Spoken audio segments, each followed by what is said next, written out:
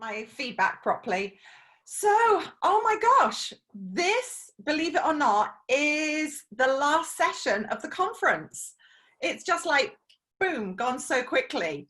So, you know, when COVID hit and we had to make decisions about what were we going to do about our conference, and we were all going to miss being in Bangkok together, we made this decision to go online. And it's been phenomenal. Instead of having 200 people in Bangkok, we've got like more than 550. And Joe, I have to just do a shout out to you, has been amazing in pulling together all this tech, which would literally have given me a nervous breakdown.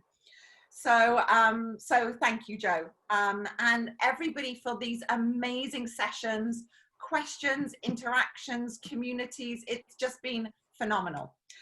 So we're going to go out with a bang, and our last session of the conference is Archana, and you can read Archana's bio. It's pretty phenomenal. So Archana's with Liberty Shared. Archana and I have known each other for a number of years, and I love Archana. She is a challenger. She has courage to push back and speak out. And I so appreciate that about her. I've learned so much from her. Our legal team in Chabdai on the ground have learned so much. She was the one who started to say, push compensation for your clients, not just the prosecution side. And you know, that's been amazing for the clients that we've been working with. She understands grassroots, and she knows the big picture. And so I know that this session on Minding the Gap is going to be amazing for us to see just where the gaps are for us as a movement to be able to focus on and move into. So I am delighted to introduce Archana to this next session. Over to you, love. Thank you very much, Helen, for the very generous introduction. And I'll start sharing my screen with you now. There we go. So it's a pleasure to be here. Thank you to Helen and to Joe for making it technically possible for me. I'm the most jinxed person when it comes to technology. And this is a great conference to be a part of. I feel the pressure because this is the last session. So please bear with me and I'll do my best. Now, I feel perhaps I should start by explaining the title a little bit. And I chose Mind the Gap, and I chose Bridge the Gap. And I chose Mind the Gap because I wanted to share with you some reflections on the gaps that I have seen emerge over the years in my practice in the region. And, you know, this is certainly true of many other regions in the world too. The first gap being the gap between the spirit of the law and the letter of the law. The law cannot always state to the fullest extent what its spirit is. The second gap is the gap between the letter of the law and the practice of the law. What we all know to be the implementation gap, where the way the law is practiced is so different to the way it reads on paper. And the third gap, perhaps, is the gap between the practice of the law and the realities of vulnerable people and what is happening on the ground. Are these laws built and equipped to deal with the challenges that are being thrown by a certainly rapidly evolving dynamic of daily reality? So these were the gaps I wanted to reflect upon. And as we go through the presentation, I'll share some of these with you, mostly from my perspective. And I wanted to talk a little bit about bridging the gap, because I've been attending a number of webinars over the last few weeks, and this is, you know, I guess the side effect of COVID, no traveling, working from home, lockdowns, etc. So I've been listening to a lot of people. It has struck me that I have heard a lot about the problems on the ground. I have heard a lot about, you know, there's this issue, that issue. I haven't heard much dynamism and much proactiveness around how do we solve some of these gaps. So with Bridging the Gap, I want us to think about the issues that we are looking at, you know, in exploitation, not as a finite situation, which happens in a snapshot of time, in a window of time, but rather as an infinite situation, a situation that spans over a period of time until such time as the underlying vulnerabilities are addressed. People will not stop to migrate unless there are opportunities available at home. People, natural disasters will not stop. There will always be conflict. These are not finite snapshots that warrant a fix and we're done. This requires a much more evolving infinite view. And that's what I want to look at. How can we think about this within the context of exploitation? So with that in mind, I want to look at some of the noticeable gaps that I have experienced in the work that I've been doing in the region. One is Palermo Protocol has become the be-all and end-all of answering every question relating to exploitation. There are multiple shades of exploitation. There are multiple terminologies that are used in this particular context, many of which are lacking in clarity. I guess one of the very important factors is the varied implementation of the Palermo Protocol by different states who have implemented it in slightly different variations, where the definition of coercion, for example, varies, the breadth of exploitation varies. In some cases, there are hurdles included that were not intended in the Palermo Protocol, etc. But by and large, the focus and the approach has very much been from a border security and a crime lens. This instrument, albeit it's been useful to a certain extent, was not born out of the human rights movement. And it has, because of the amount of momentum behind it and attention given to this issue from the criminal justice perspective, pulled away essentially from the anchoring human rights treaty system.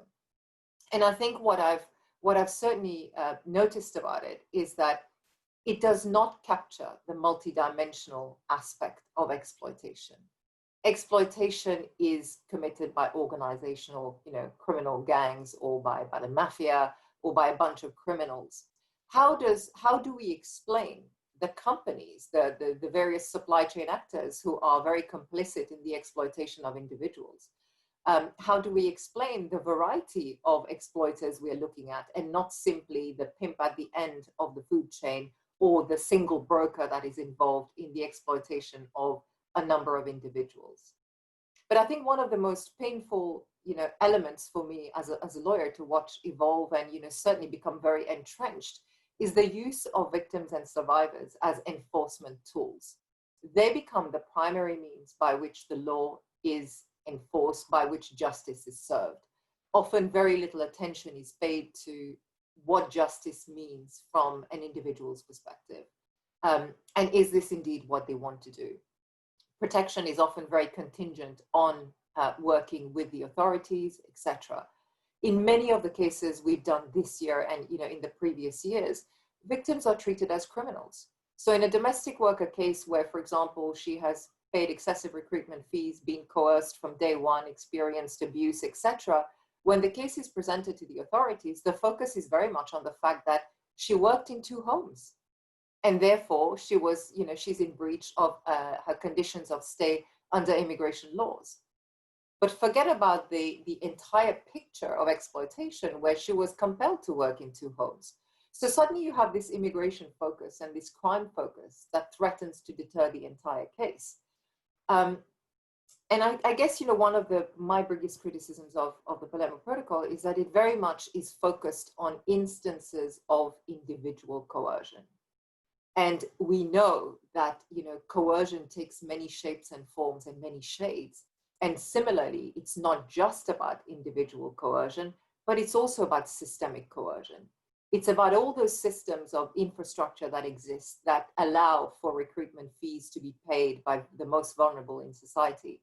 It's, those labor rights systems that create secondary and third tier rights for migrant workers, for foreign workers, or that create invisible pockets of workers such as domestic workers who don't even appear in labor laws. It's the systems that allow multiple layers of outsourcing in order for business to function efficiently.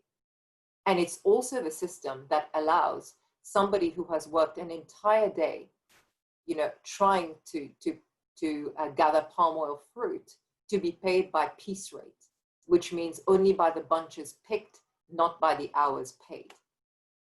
These elements add up to a system that creates coercion. we don't prosecute that in court. We are never able to.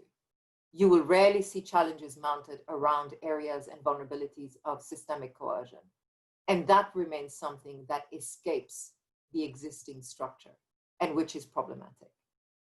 And you know, one other observation is in the work that we've done, we've also felt very much that there is a conflation of human trafficking and forced labor, as a result of which forced labor cases are falling through the net because they don't meet the threshold required by human trafficking definitions. What that effectively means is that a very large swathe of individuals are left without an adequate remedy because they are not seen by the system as worthy of any remedies.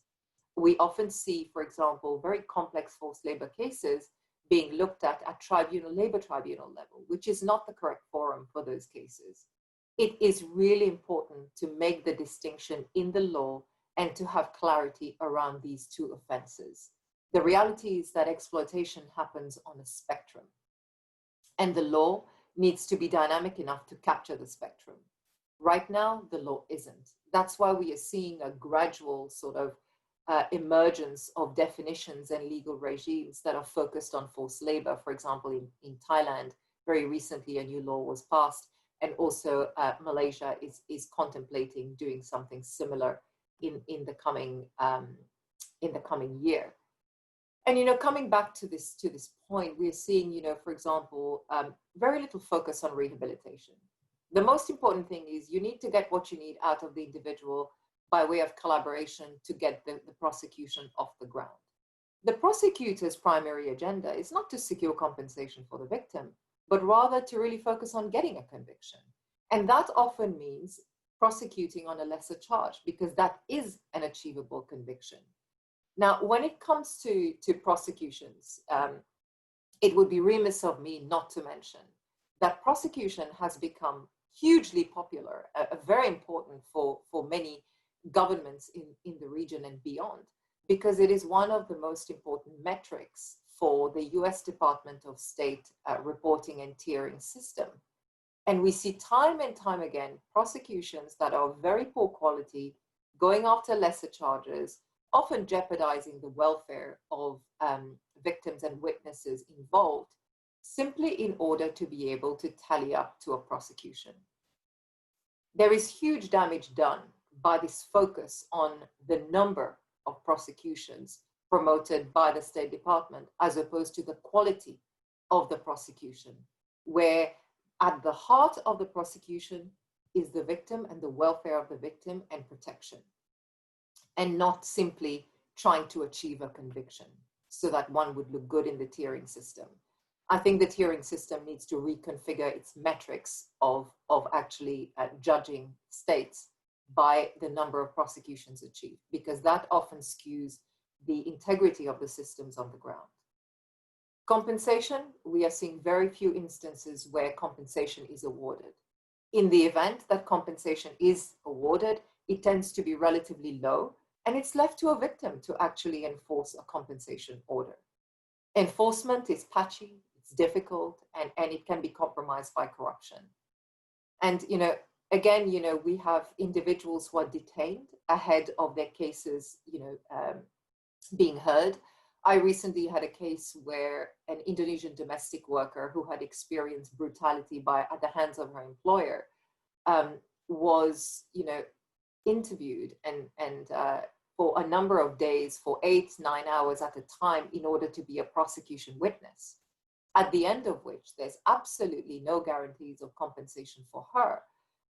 And she has been through a harrowing experience with the risk of re-traumatization through such significant questioning. And what was, you know, all the more difficult in this scenario is that in the case of compensation, in many situations, it's discretionary, it's not mandatory. And again, you know, if we go back to the wording of the Palermo Protocol, it does leave it up to states to decide. It's fluffy, it's woolly, as many other victim protection provisions in this protocol are. But when you look at the criminal and enforcement provisions, they're strong, they're very clear in exactly where they're going. So, you know, it really begs the question, is this system fit for purpose?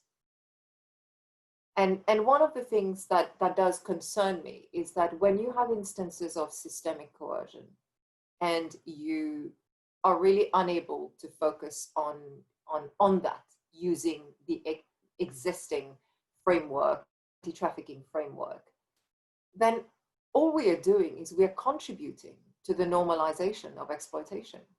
We are saying that it's okay for these companies, these multinationals, to be operating within these frameworks.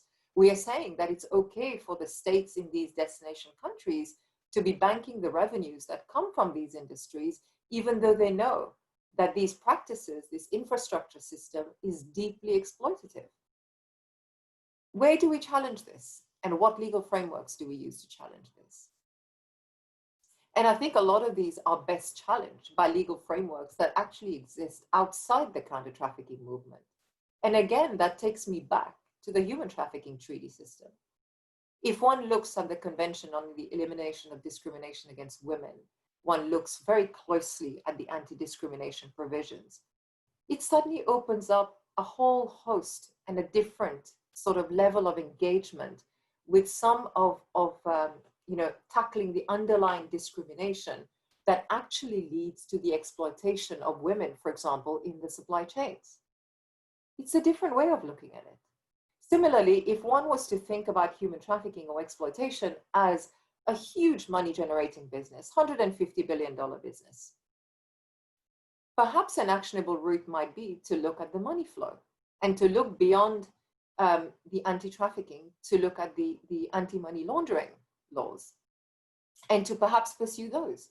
If there are asset seizures, perhaps there is more of a potential for compensation for victims. There is more of a potential that this compensation can then be used in a compensation fund that is applied for victims. So it is time that we start to think, a bit more open-mindedly about the other mechanisms that are available and what else is out there. And I think one of the other fundamental shifts that is required is that human rights has to be recognized as a market force in globalization. It currently isn't. And when we talk about issues of human rights, it is still very much battered into the realm of, oh, this is corporate social responsibility. There's one person within this entire organization that deals with this issue. That isn't good enough.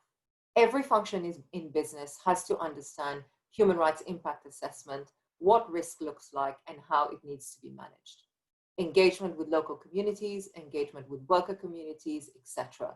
If the underlying stakeholders, if the underlying vulnerabilities are not really looked at, we are going to be left in a defensive situation where we are reacting to exploitation and where the legal frameworks that we use to react are inadequate.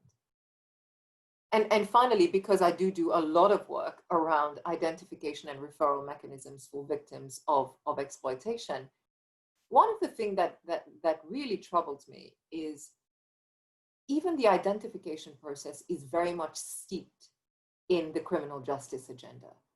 It is very much about, how useful this person is likely to be, how good a case is this likely to be. And that really is problematic on so many levels and must not be the case. Identification and referral must happen purely on the identification of vulnerabilities and an assessment of the statement of facts relating to the experience of the individual. And that is absolutely key. So how do we bridge the gap? I did promise you I wouldn't ramble on about the problems that exist. I think we're all very familiar with that. I think it is time for us. COVID-19 has shaken the world. It has really highlighted some of the deepest inequalities that exist in communities across the world. And I think, from my perspective, we cannot wipe the slate clean. But what we can do is to reset.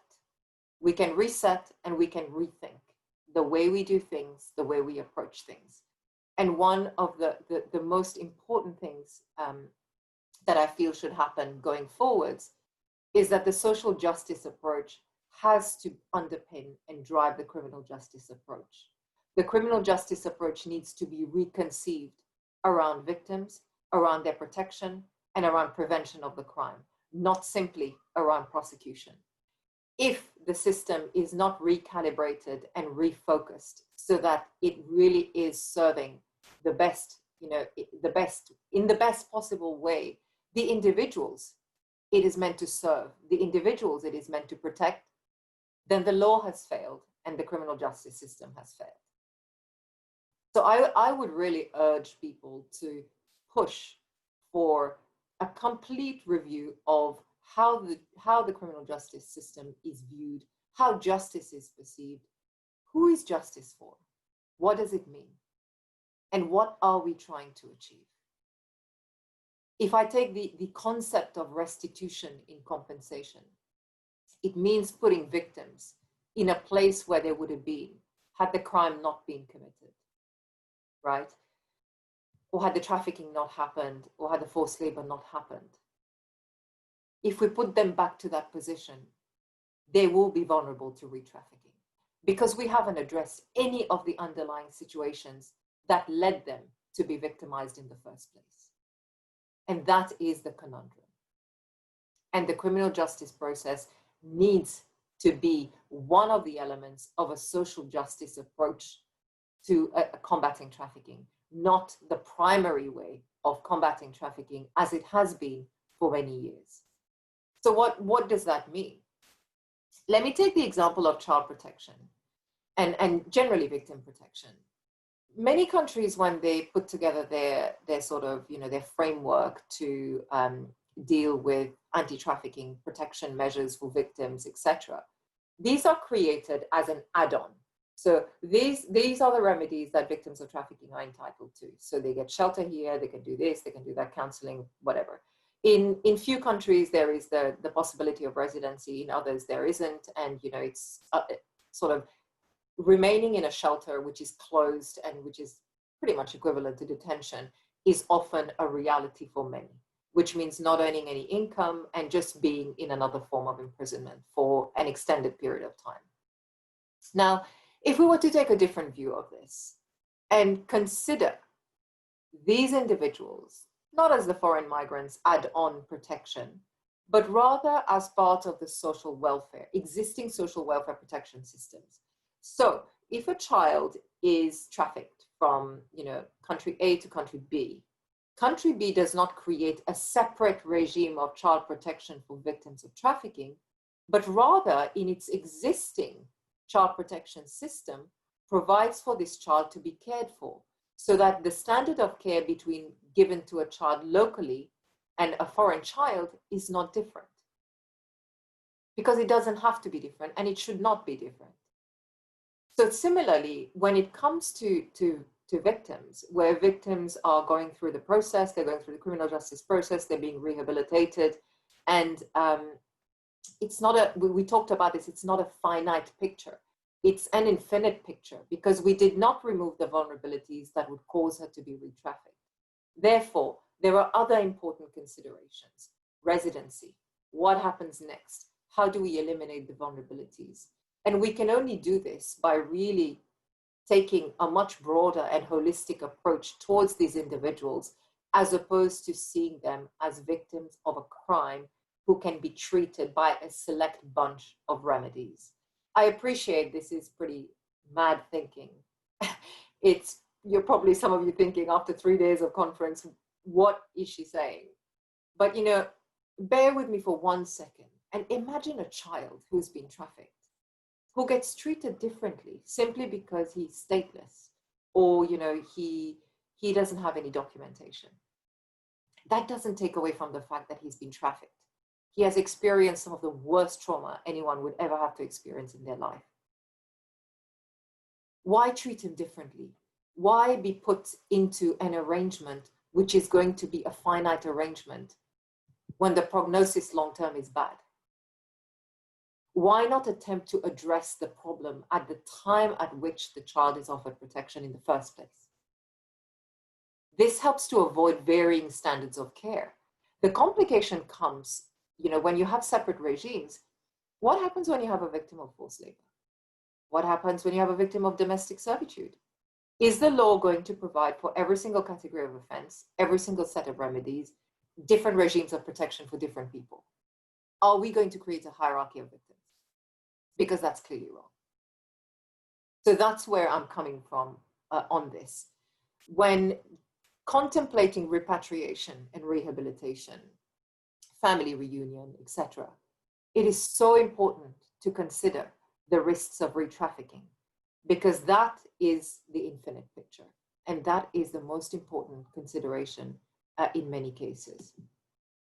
Now, can a criminal justice approach bridge what is essentially a manifestation of a social and economic gap? I think not. And I'm sorry if I haven't persuaded you to that extent. But I really believe that if we want to go somewhere with this movement, it is time we headed back and anchored anti-trafficking efforts in the core human rights treaty system. We looked at trafficking as a crime of many crimes that requires not just a single intervention under the Palermo Protocol or the domestic version of the Palermo Protocol, but that may require a look at discrimination. That may require, an intervention from a labor rights perspective. That may require an intervention from a money laundering perspective. And when one strips away so many of the issues that we are seeing in these complex cases, we have at the heart of it systemic inequality and discrimination, none of which the Palermo Protocol was ever designed to deal with. So we have to be creative. We have to go back to the drawing board.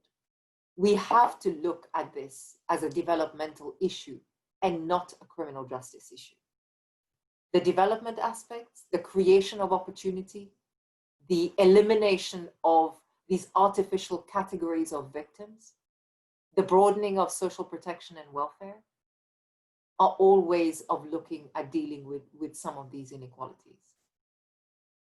Vulnerabilities that cause trafficking to occur must be reflected in identification and referral mechanisms, especially where you have, for example, issues such as conflict, natural disasters, or very particular forms of exploitation, or I found over time that the identification systems that we work with are very rigid. They're indicator based, and you need to be ticking boxes all the time. We all know that the experiences that these individuals have been through will not be fitted in a box. And it's way more complex, way more nuanced than a box.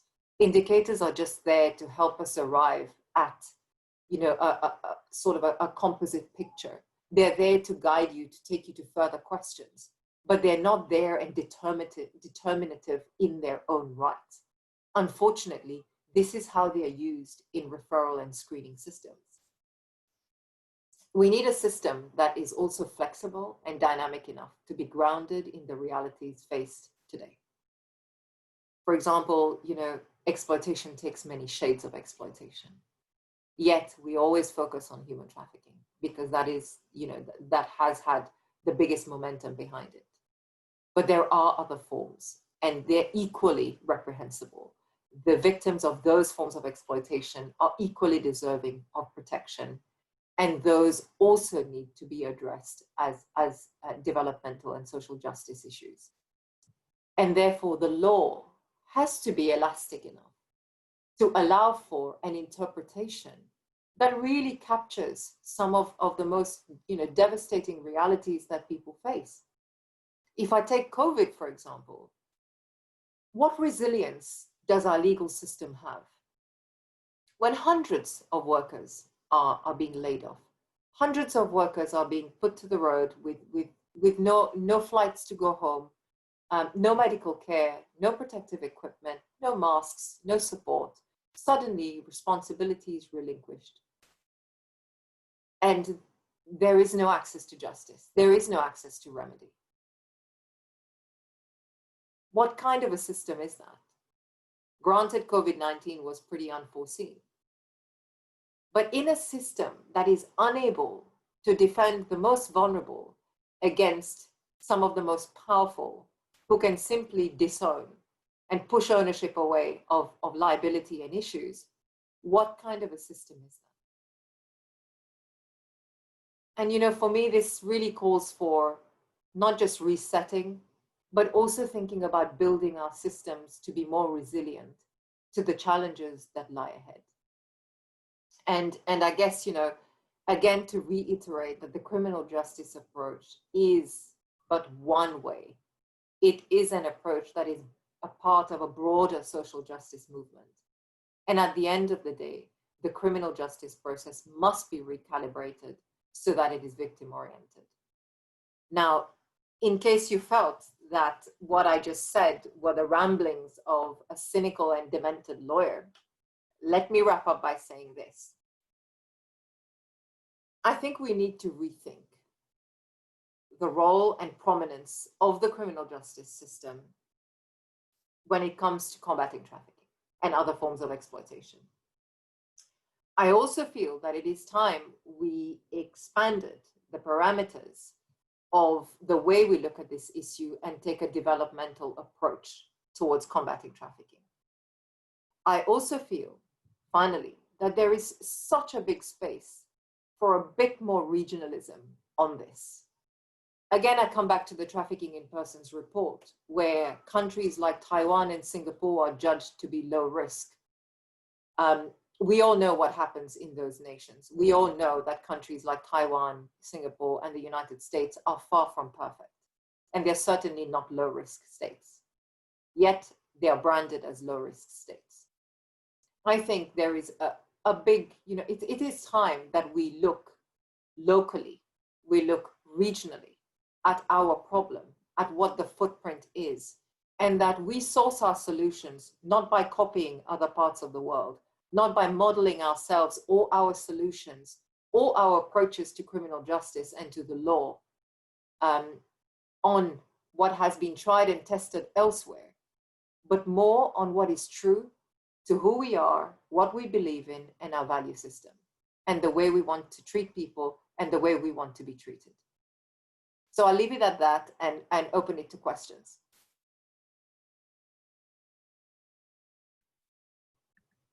Wow. Thank you, Archana. That was phenomenal. And I was like scribbling away here. I'll take my glasses off now. Oh my gosh.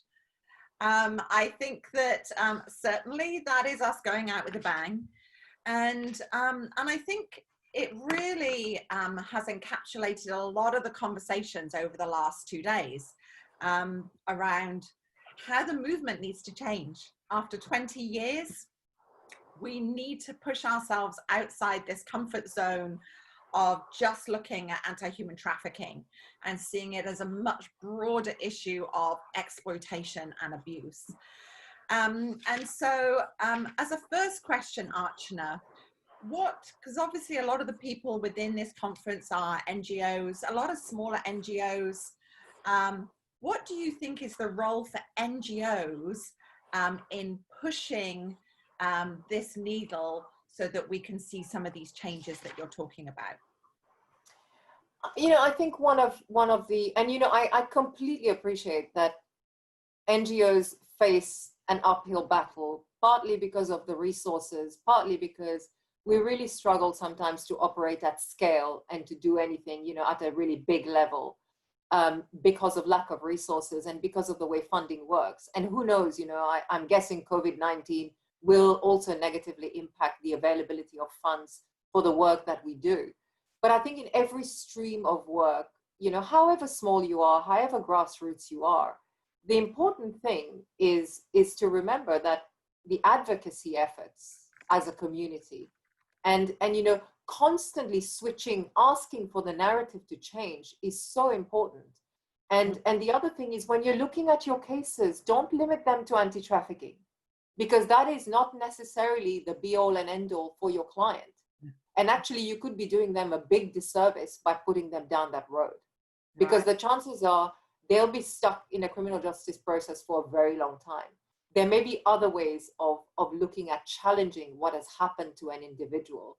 And when you're considering your cases, be open to that and think about that. And I think if everybody starts to think outside the box, to advocate outside the box, to demand to change the narrative, then collectively over time, the narrative will have to change. Right. it's interesting. I totally agree. We need to change this narrative. And I feel like what we need to do is put you in front of all of the different donors. Because, and this goes back to really some of the systemic power issues within the movement, right? You know, as you talk about the TIP report and the Palermo Protocol, and as we look at the people who are primarily funding this movement, are taking their cues from the TIP report, from the Palermo Protocol. So how can we change the narrative with funders? You know, the funders I have been working with have been funders who have been very open to dialogue and open to learning. I think the new breed of donors that I'm seeing are certainly a lot more receptive to ideas and to possibilities, because they also see that their money isn't doing what it should be doing and it's not going as far as it should. Now, are you going to apply, 25, 30,000 US worth of a grant in arresting a shipment by the US Customs and Border Protection, when the outcome of it is that it'll be in the press for 2 weeks and then it'll be long forgotten after that? And guess what? The company will declare bankruptcy and all the workers will be on the road, because nobody has thought through what will happen to those workers in the event of a stunt like this. Right? So it really is the case that, the donors need to smarten up. Yeah. But they are divorced from the front line. Yeah. We know the front line better than they can ever know the front line. Yeah. And it is our job and our duty to be educating them and to be guiding them over where money needs to be spent, not for us to be executing to their orders. And that's something that I see happens a lot, because we need to survive and we need to do our work. And therefore we take our cues from the donors. But that also needs to start shifting. They need to take their cues from us. Yeah, I agree. I think that, a lot of what we say, or what you've said, is that, look locally. And I think a lot of local organizations have got amazing amounts of experience and resources. But again, it's the power dynamic, right? Yeah. It's small grassroots NGOs that are delivering most of the services. And frankly, when you talk to like big global funders, they're like, who's this organization with a budget of less than $1 million? Like, why do I want to touch them? So yeah, I see that. I guess one of the other pieces is, how can we better collect evidence into research or into other contexts that we can use as advocacy for donors, for governments, because some of us get government funding, and then that's totally based on, on the criminal justice system and foreign agendas. So, gathering this evidence, looking at small grassroots NGOs, how can we do this more effectively so that actually we can come to the table with something that is worthwhile for them to listen to? I think one of the big issues is because there is no way of really doing this harmoniously. We continue to work in silos. So there'll be 200 reports on compensation in the same year, in the same country, on the same issues. But yet it is very hard for us to speak to each other and make sure we're not constantly replicating each other's work. Because, we also have our metrics of, you need to put out this many publications for the donor to be happy. You need to run 15 webinars, etc. And, it doesn't matter if you're tripping over everybody else's toes, who cares, as long as you do it. Now, I think where investment is needed is in collective platforms that allow smaller size grassroots organizations to contribute effectively into the platform and have ownership of the data and information that they're sharing, because that is their data and information. But with the recognition that there is a greater good to be achieved by pooling the knowledge. And this is where I think at a local level and at a regional level, we start to really have a voice, because our experience on the front line gets reflected in the data sets. Right now, it is not being reflected. Right now, we're relying on the TIP report to tell us what's going on in our countries. And that is simply unacceptable. Yeah. So for me, investment has to come from those pools. And, in relation to building these platforms and investing in grassroots organizations. Yeah. Because frankly, the best data sets in the world sit with the grassroots organization, and they remain untapped and uncovered because there is no way of getting that data out and making it available for broader purpose. Right. Would you say that the victim case management systems is a good way of doing that, Archana? Can you speak into that a little? Yeah, so the victim case management system, for those of you who don't know about it, is a platform which Liberty Shared started in partnership with the Salesforce Foundation. And basically, Liberty Shared customizes the Salesforce platform, which is a case management platform, in order for NGOs working on cases and with victims so that they can better gather data, better order data, and gather evidence and run their own data analytics and evidence-based advocacy, etc., as a result of that. And you know, the VCMS is one way of doing it. And there are many other systems that can be created. But I think where many systems miss the mark is they're top down. They're never created with grassroots organizations. But grassroots organizations are told, you use this now, even though it's entirely unsuitable for them. And, you know, it's just totally not fit for purpose. So I would suggest if there is investment in tools like this, and if there is investment in platforms, that they must be co-created with the grassroots organizations in mind and various other stakeholders, so that when they are created, they're not wasted. They're actually properly used. That's great. Okay, I've been dominating the questions, and so I'll now move on to some of the other questions. Sorry, everybody. I was just having such a great conversation with Archana here. Okay, so we've got a couple of questions that have come in. What would effective collaboration look like between stakeholders in addressing exploitation through this progressive lens? Geez, these are really hard questions that I'm getting for the last. We're going to go on a high. I know. I was thinking I should have kept my ramblings to myself. I think you know, what would effective collaboration look like? I mean, effective collaboration for me has to start with a shared understanding of the problem, right? If you're going to think about it from a criminal justice perspective alone, and if you're just going to think this woman was raped, but not why was she raped, how did she end up in those circumstances, this sex worker who has the right to work in this country was terribly violated, but you know, why was she violated? Did she not have protection? Why was her right to work safely not respected? You really need to come at it from the basis that we all agree this is way beyond the criminal justice system.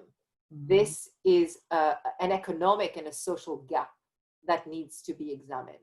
Now, if we all agree on that, then we all agree that we need to reset and rethink a little bit the approaches that we're taking. So, for example, if people are collaborating on labor trafficking issues that focus on recruitment, you may want to take a slightly, you know, broader stance around it and look at, you know, the inequalities or the systems that allow charging of recruitment fees, the registration of recruitment agencies, and you know, focus some of your advocacy and your communal and joint efforts around that. If you are an organization or a group of organizations that work around women's issues, you may want to really get into the discrimination issue. Also the issue of the visibility and invisibility of women in various sectors in a particular jurisdiction, because you'll find that in many cases, domestic workers are treated pretty poorly and they're invisible in the law, but they're also invisible in data sets. So when you start to see that and to identify commonalities between your observations, your understanding, and others, that's where you start to build the bridge. Whether that bridge then takes the form of advocacy, casework, lobbying, or, you know, building technology platforms to gather evidence in order to really evidence those pathways, that depends on who you are and where you are and what you're working on.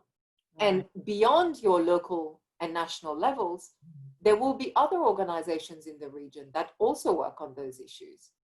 And that are worth reaching out to and that are worth, you know, pooling with. because regionalism has to be, one of the very, very important findings that we make as a result of everything that has happened over this last year. Yeah.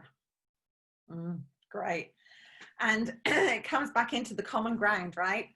Establishing common ground, the shared understanding of the problem. I love it. Okay, you'll love this next one. So the next question is, what can we do to advocate for the financial institutions' involvement to address the issue from the financial trail-ins aspect? Yeah, I mean, there is a lot more to be done. They are kind of waking up to it right now. They're still a bit stunned by the fact that they've been caught in the crossfire somehow, and having, so many years, nobody's looked at this issue. Now suddenly, why is everybody wondering where the money went, right? And the questions, I did a webinar yesterday for 1,200 bankers across Asia. And, I was bombarded with questions at the end of it about, how am I going to know if this transaction is human trafficking? And the thing is, it's like the $1 million question. The point is, you need to do your homework. If you're happy to take the money, then you need to really, sit down and think about where your money is coming from.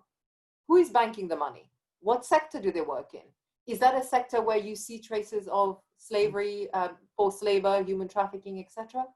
Is that a sector that employs high numbers of temporary migrant workers? Is that a hotspot of any sort? Is the manufacturing that it's doing, a product, for example, palm oil, that is recognized to be a high-risk product? Well, if all of those trails are there, then I suggest you need to look a little bit closer. Right. So, it's a question of accountability, because ultimately we can all as a community advocate for them to do this, to do that, etc. We can post articles, we can put evidence out there, but unless there are really hard-hitting fines and there are consequences for not doing the due diligence correctly and managing the risk, nothing will change. So if I look back at the last few years, Western Union was fined a few years back, 586 million. One of the reasons cited was that they had failed to pick up transactions relating to human trafficking. A couple of days ago, Deutsche Bank were fined 150 million US for associations with the Epstein case. So, it's slow, it's nascent, right. It's kind of getting there, but we need to create consequences. Transparency is not enough on its own. Yeah. That's interesting, and that kind of brings into question a lot of the supply chain transparency legal frameworks, right? Which are, please do this, please can you do this for us? That maybe the consequences aren't quite as robust as they need to be. Yeah. Okay, so the next question, this is interesting, and I know that people have got very different opinions on this, so the question is, what can we do to involve business entities as donors to support anti-trafficking projects? Now, I also know that there's some ethical questions around that as well. So I feel like there's an accessibility piece to that and an ethical piece to that. What's your thoughts? Yeah, I think there's no reason why the business community should not have to invest in our community, because at the end of the day, we clean up a lot of their mess. So it is only right that they pay for it. They should be paying for it. On the other hand, how do you take money from a company and then attempt to sue it on, by the same token, right? That's the kind of work that you do. Or how do you take money from them as, a grantee and write a report about their activities?